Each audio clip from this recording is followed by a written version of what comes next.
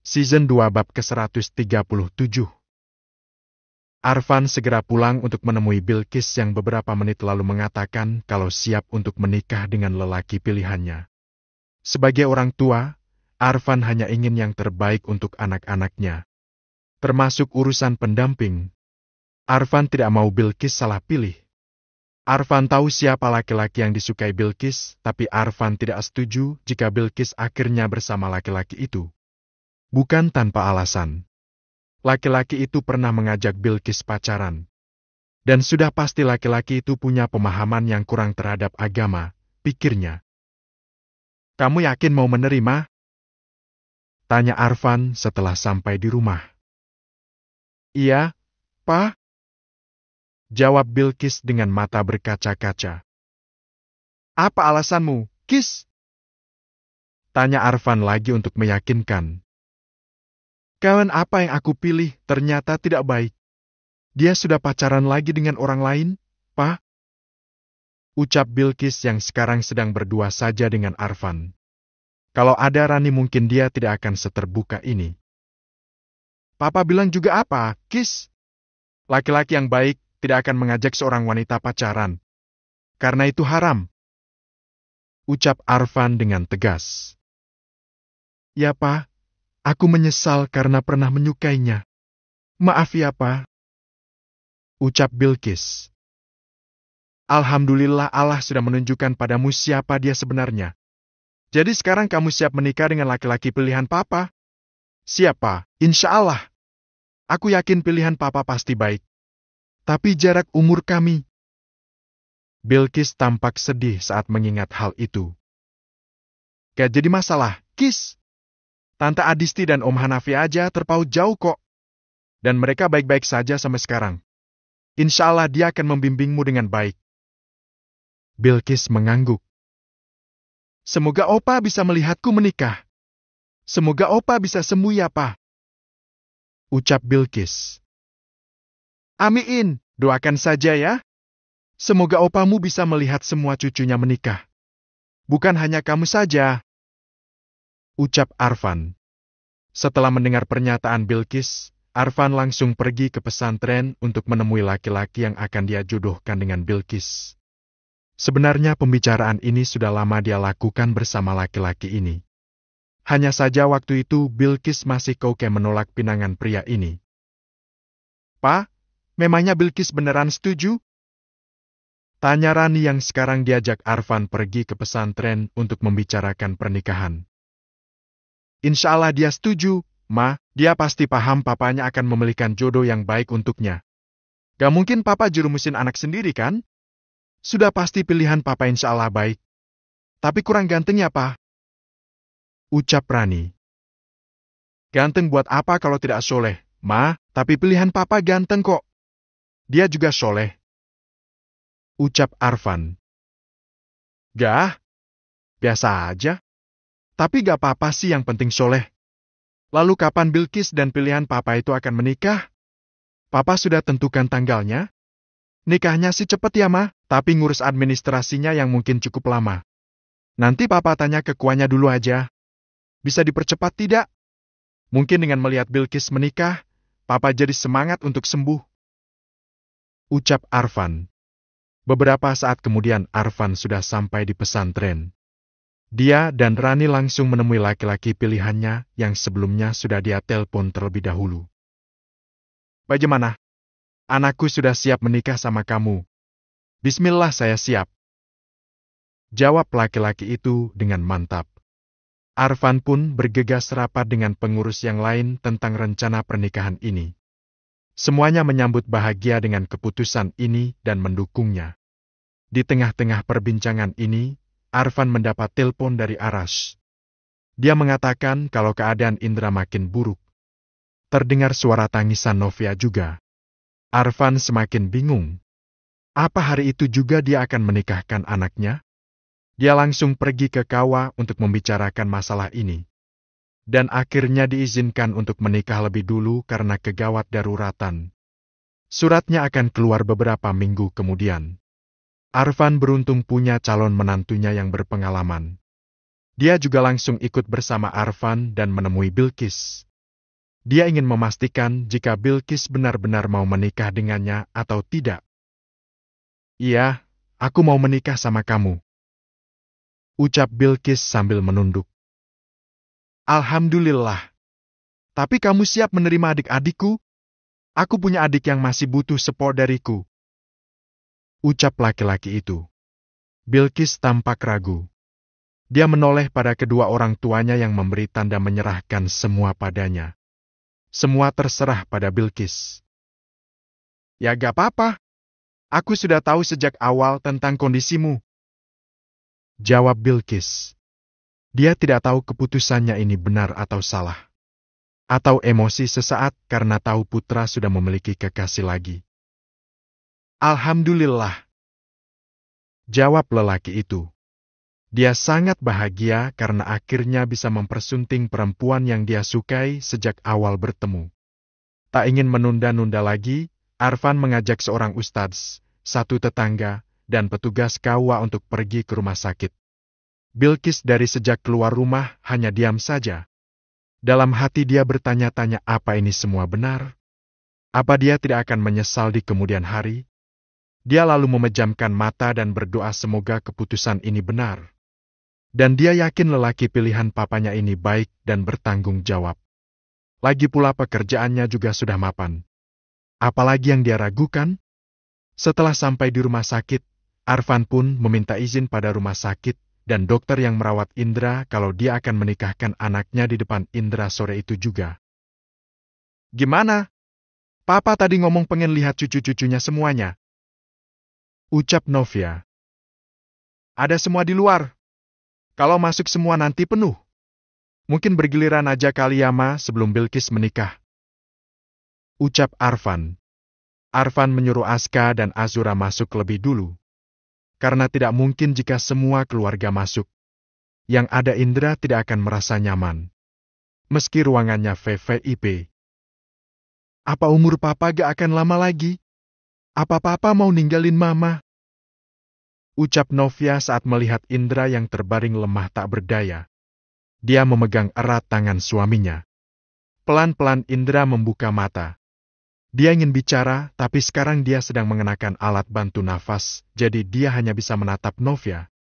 Wanita yang selama ini sangat sabar mendampinginya. Hingga dia bisa kembali lagi ke jalan yang benar. Papa harus kuat ya Pa, ucap Novia. Aska dan Azura pun ikut menangis melihat keadaan opanya. Ditambah dengan kesedihan umanya. Mereka jadi tak mampu menahan air matanya lagi. Opa cepat sembuh ya. Jangan sakit terus ya Opa, ucap Azura. Indra hanya tersenyum. Tangannya hanya bisa mengusap tangan Azura dan Aska. Opa, setelah ini Opa akan melihat Bilqis menikah. Dia akan menikah di sini. Papa harus semangat ya, ucap Novia. Setelah Indra bertemu dengan anak dan cucunya, dia pun hanya bisa diam dengan tubuh yang sudah tidak ada tenaganya. Arfan dan Arash menyiapkan untuk proses pernikahan Bilqis di rumah sakit. Hanya ada beberapa orang penting saja yang ada di dalam. Sedangkan yang lain menunggu di luar. Kabar baik. Termasuk Azura yang terpaksa harus menunggu di luar. Papa, ini Bilqis dan calon suami sekarang ya? Petugas KUA membacakan tata cara ijab kabul. Setelah beberapa rangkaian acara, akhirnya tiba juga pengucapan ijab kabul. Saudara Ahmad Azzam bin Sulaiman, saya nikahkan dan saya kawinkan engkau dengan putri saya Bilqis Kumaira binti Muhammad Arfan Prasaja dengan mas kawin emas 10 gram dibayar tunai, ucap Arfan dengan lantang. Saya terima nikah dan kawinnya Bilqis Kumaira binti Muhammad Arfan Prasaja dengan mas kawin tersebut tunai, jawab Ustadz Azzam. Bagaimana sah? Sah. Indra tersenyum melihat Bilqis menikah. Walau mungkin hanya Bilqis saja yang bisa dia lihat pernikahannya. Season 2 bab ke-138. Berat bagi Novia untuk rela ditinggalkan selamanya oleh laki-laki yang sudah mendampinginya selama puluhan tahun. Laki-laki yang sudah memberinya 3 anak. Banyak pengalaman pahit dan manis yang dia jalani bersama Indra. Dari yang pernah bergulat dengan bisnis haram, hingga hijrah kembali ke jalan yang benar. Dan sekarang dia harus rela Indra pergi lebih dulu. Rupanya takdir memisahkan mereka di hari ini. Di hari Jumat yang selalu ditanyakan Indra beberapa hari lalu. Dia selalu bertanya Jumat kapan? Rupanya dia ingin pergi di hari Jumat. Tak kuat rasanya melepas kepergian orang yang dicintai untuk selamanya. Tapi inilah akhir hidup setiap yang bernyawa. Karena yang bernyawa pasti akan mati. Kematian adalah awal dari perjalanan hidup yang kekal di akhirat. Kita doakan sama-sama untuk Bapak Indra Gunaprasaja.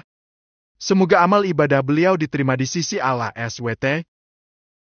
Ucap Azam yang memimpin doa sebelum Indra dimasukkan ke dalam liang lahat. Semua menangis, larut dalam suka kehilangan sosok Indra yang tegas namun baik hatinya. Yang dulunya keras, namun dalam hati selalu memikirkan keluarganya. Allahu Akbar, Allahu Akbar. Arfan yang mengumandangkan azan di dalam sana. Almarhum siap untuk dimakamkan di tengah rintik hujan yang menyertainya. Semua keluarga menangis. Apalagi Novia mungkin yang paling histeris ditinggalkan oleh suaminya untuk selama-lamanya. Ada perasaan ingin ikut serta saja bersama suaminya. Tapi Allah belum mengizinkannya hari ini. Mama sabar ya. Insya Allah Papa Husnul Khotimah meninggal di hari yang baik. Ucap Naura yang berusaha untuk kuat demi ibu mertuanya. Karena Adisti juga sedang terpuruk sekarang.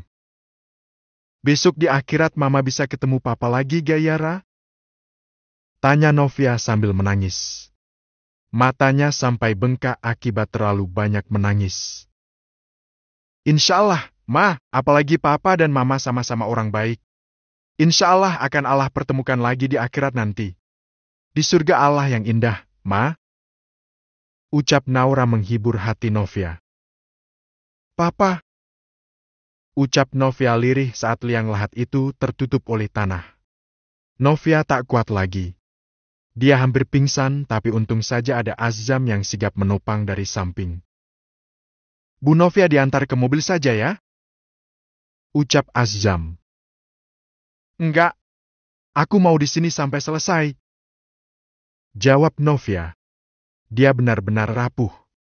Semua memori indah bersama suaminya kembali muncul.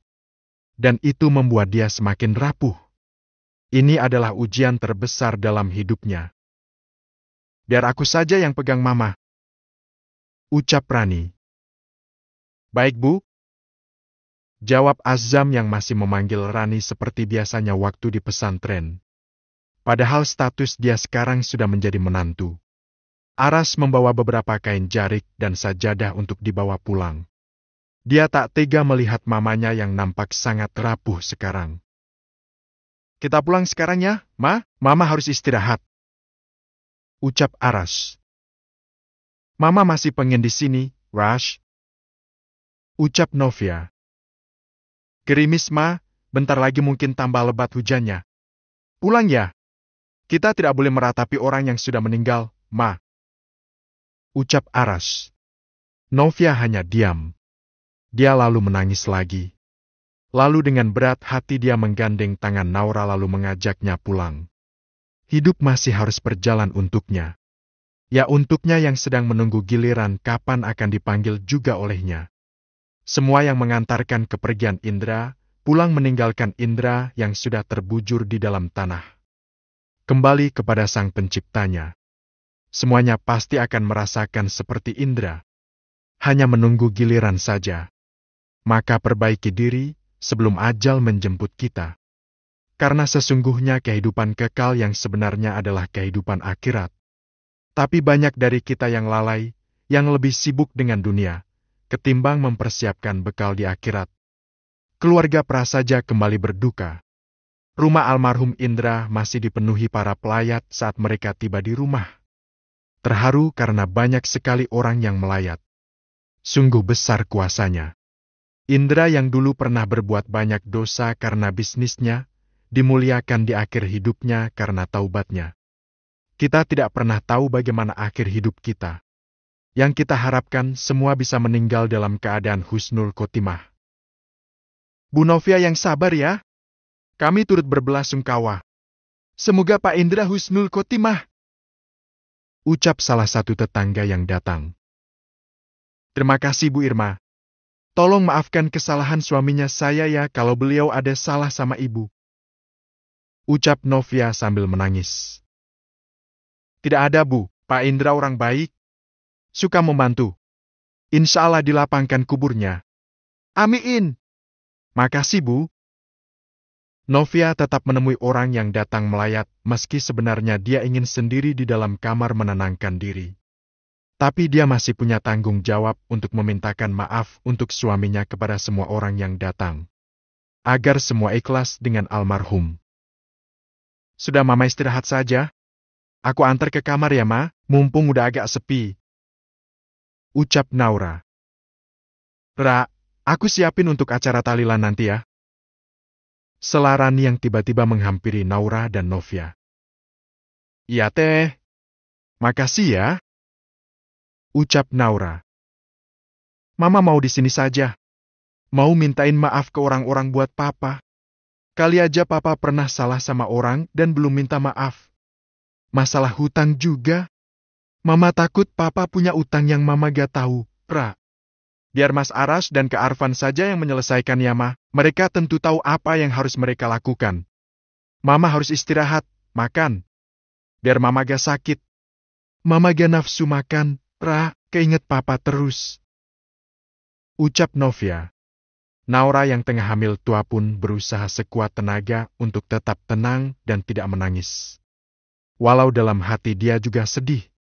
Ingat saat kedua orang tuanya meninggal dalam waktu yang berdekatan. Meski gak nafsu, Mama harus tetap makan. Mama memang kehilangan Papa. Tapi masih ada kami yang selalu ada buat Mama. Kapanpun Mama butuh kami akan selalu siap untuk Mama. Kalau Mama seperti ini, kasihan Papa. Ma, ucap Naura. Ya Mama tahu. Sedikit saja ya, ucap Novia. Dia sekarang sadar dengan dia bersedih seperti ini malah akan menghambat jalan suaminya. Iya Ma, sebentar ya. Aku ambilkan dulu, ucap Naura Jalahra. Ucap Novia yang kasihan melihat Naura dengan perut besarnya. Gak apa-apa Ma, justru kalau sudah hamil besar begini harus banyak gerak. Bentar ya Ma, aku ambilin makan, ucap Naura. Kamu juga makan Ra, Mama gak mau kalau makan sendirian, ucap Novia. Naura pun mengambil makan untuknya dan untuk ibu mertuanya. Walau sebenarnya dia juga tidak nafsu makan. Tapi demi Novia, dia akhirnya makan juga. Di tempat yang berbeda, ada Bilqis yang tampak masih kaku berdekatan dengan Azam yang sekarang sudah sah menjadi suaminya. Dek, kamu makan dulu sana, tita Azam. Aku tidak lapar, Teds, jawab Bilqis yang memang sudah terbiasa memanggil Ustadz pada Azam. Kenapa masih panggil Ustadz? Sekarang aku sudah jadi suami kamu, ucapnya sambil tersenyum. Iya, aku tahu. Terus harus manggil apa? Terserah kamu, Dek, jawab Azam yang usianya terpaut 7 tahun lebih tua dari Bilqis. Season 2